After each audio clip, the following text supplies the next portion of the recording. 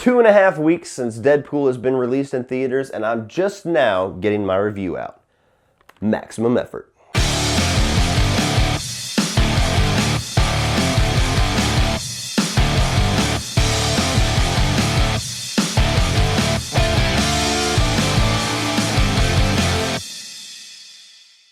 So Deadpool 2 tells the story of Deadpool trying to protect a young, lost mutant from the time-traveling cybernetic mutant Cable. Alright guys, the sequel that I have been awaiting so impatiently since the first Deadpool came out is finally here. Sorry it took me a while to get this review out. I have had an extremely busy couple of weeks, as you guys have probably seen, since I haven't reviewed shit. But Deadpool 2 definitely had to get a review for this one because the first Deadpool was my favorite movie of 2016, I believe, 2 years ago. Loved that movie. I mean, easily it's like in my top 5 comic book movies of all time. I'm a Ryan Reynolds fanatic. I love the character of Deadpool. That dude is born to play the role. And the first Deadpool movie was everything I wanted and more. So, high expectations for the sequel of Deadpool 2. I've had a lot of mixed responses that I've seen online. People thinking that this sequel's not quite as good. Some people said that it's 10 times better. A lot of different thoughts out there. Now time to give mine. There's this kid. He's in trouble. Move or die.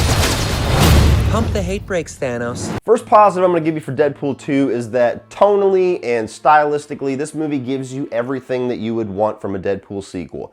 Everything that they succeeded in the first movie, they carried all that over into this one. The style, the humor, the acting, the different witty characters, the strange little kind of Elseworld cameos, since we've already had cameos of these characters in other X-Men films, but this is like the Deadpool versions of that. All of that stuff that was awesome in Deadpool 1, if you were a fan of that, you're going to be very happy with what they put into Deadpool 2. Carrying on that, Ryan Reynolds still, like, the dude was made. God created Ryan Reynolds to be Deadpool. Ryan Reynolds and Deadpool are like one person now. They are synonymous with each other, and he carries all that over into this sequel.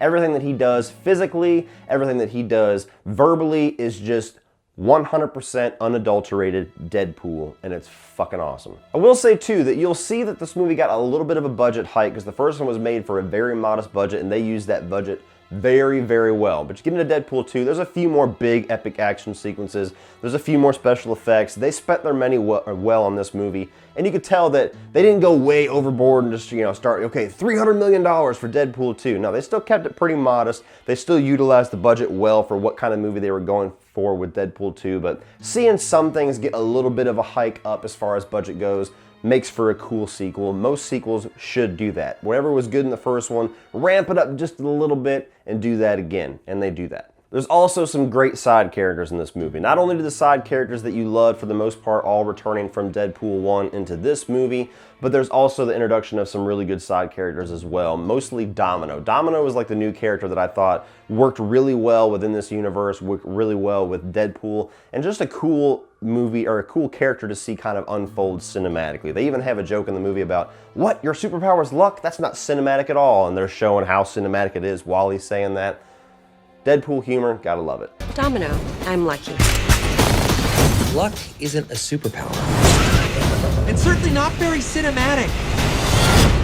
Yes, it is. Let's meet in the middle and say no, it isn't. And story-wise, I like the themes that they go for in this one. The first one's about Deadpool kind of, finding forgiveness a little bit, because he's kind of or he doesn't actually end up forgiving him by the end of the movie, but the theme of him forgiving the people that made him all deformed like he is there. Also kind of, the theme of forgiveness is in the first one. The second one is more about family and, protection and, kind of changing legacies of people, like setting people on good paths. It's a lot of different themes that they go for in this one that I like. I ain't letting Cable get to him. But I can't do this alone. We need backup. We're gonna form a super duper fucking group. It's time to get back on LinkedIn. I like throwing a little bit of, some smart writing into a movie that could easily just be throwaway slapstick humor from start to finish, and we would love every minute of it. But if you could throw some good stuff in there that pull on your heartstrings and to get the story flowing, that makes for a good movie. And they do that well in Deadpool 2 with the themes that they go for. And finally, I really like how they do the introduction of X-Force in this, because eventually we're gonna get an X-Force movie. I don't know if it's gonna be the third movie or if it's just eventually going to happen. We're gonna have a Deadpool 3 and then an X-Force down the line. Who knows? But eventually we're gonna get an X-Force movie where you get Deadpool and Cable and Domino, and who knows who else is gonna be in this little group of this, you know, foul-mouthed version of like the X-Men or the Avengers. And I like how they introduced that into Deadpool 2, because a lot of movies that are in that little second slot that are trying to build up to this team movie can easily get overbogged, and it can become a movie that's a commercial for a movie that's to come and not necessarily an actual sequel. I'm looking at you, Iron Man 2, but Deadpool 2 does it well. They introduced the X-Force, the whole sequence where he actually has his first little, you know, rough draft version of X-Force is one of the most gut-busting, hilarious scenes in the entire movie, where they're all jumping out of this plane in parachutes. Not gonna spoil it, but if you've seen the movie, you know what I'm talking about. And the fact that they've kind of set the stone so whenever we do get to X-Force, it feels like a natural progression and not just, what the hell, Deadpool's in a team-up movie now? That's weird and out of nowhere. I like how they do that. I like how they made this a definitive Deadpool sequel, but they had some building blocks in there for the team-up movie to come, and it all meshes well. Now, moving into some of my negatives, I will say right off the bat, I don't think Deadpool 2 is quite as strong as Deadpool. It's definitely damn good. It's definitely a really good sequel, and it's high up there. I think everybody that loved Deadpool will at least really like Deadpool 2. I don't see anybody thinking that this one is a huge drop-off one way or the other. But the main things for me that kind of brought this movie down was, first of all, I feel like some of the humor, most of the humor is really successful in this movie. I've already said that, but some of the humor to me feels almost like it's either predictable because we saw it in the first movie, or we just know Deadpool's sense of humor now, or it's just not quite as strongly written as the first movie and not quite as fresh. There's just some jokes in here, I'd say maybe 15% of the jokes. I mean, maybe at most 20% of the jokes don't land at all. You know, they're out there and you're kind of like, okay. And you know, they're not like horrendous, like what the fuck, but when you get Deadpool humor that's just constantly riffing and you're on the floor dying and holding your side on the first movie, and then you get to this movie where most of the movie you're laughing like that, but then you get quite a few one-liners or quite a few jokes or physical gags that just feel like they didn't quite land, that's a bit of a step down for me, especially since humor is one of the strongest points of Deadpool. The second negative for me is honestly just the character of Cable to me felt very underwhelming. You're no fucking hero. You're just a clown. Dressed up as a sex toy. So dark. You sure you're not from the DC universe? Now, from the beginning, when they said that Deadpool, at the end in that post-credits sequence, that they were going to have Cable in the next movie, I was highly anticipating what they're going to do with that character, because I don't know a whole lot about him. I played the Deadpool game, I've read a few of the comics, but I'm not overly familiar with Cable. He seems like a badass character, and it seems like somebody that would interact very well with Deadpool if he was written and performed in a certain way. I think Josh Brolin did everything that he could with the character, and I don't necessarily think that it was badly written or badly acted. It's just not what I expected, I guess. You know, there was a lot of actors in the running for this, like Stephen Lang, which would have been my pick, and, you know, Dolph Lundgren, Ron Perlman, and I just feel like any of those would have been much more of a kind of comedic take on Cable, whereas Josh Brolin was kind of the gravelly, serious version of Cable, and I don't feel like that meshed well with Deadpool. I feel like Cable should have had a little bit more of a wit to him. It should have had a little bit more of some funny interaction, but maybe that's just my expectations. Maybe that's not necessarily a fair negative on the movie, but the character of Cable for me was kind of underwhelming.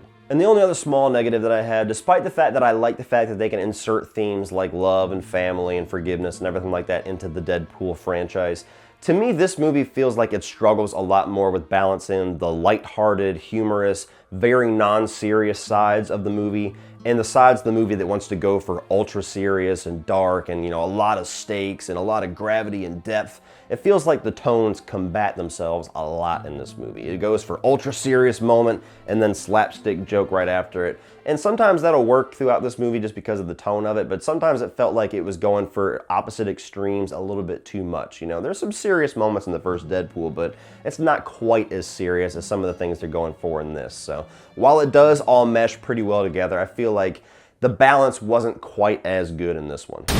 Bring it on, One-Eyed Willie.